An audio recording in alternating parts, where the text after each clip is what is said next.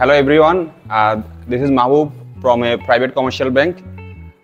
আমরা ফেসবুকে দেখেছিলাম বিবিড নিয়ে, এখানে অনেকেই কিনতেছে, আমার কিছু কলিগ কিনেছে বিবি করলা ক্রস, সেটা দেখে এবং আমি নক করি, তারপরে মুনতাসির ভাইয়ের সাথে পরিচয় হয় এবং এখানে যে মালিক আছেন মঞ্জুর ভাই, তার সাথে কথাবার্তা হয়।